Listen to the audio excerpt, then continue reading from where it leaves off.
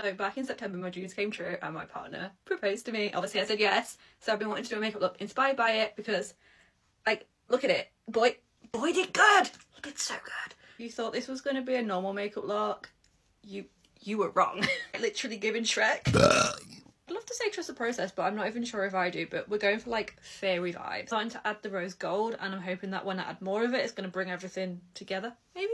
Unfortunately, the rose gold is too shiny for my camera, but I'm just going to keep going for it. There's a few ways I could try and fix this, so obviously I've chose the most uncomfortable way. I actually love this so much better. This is coming together now. I have some little gems I need to put on. These are nail stickers, but I'm going to use them. But you can't really see them, but I've stuck them on.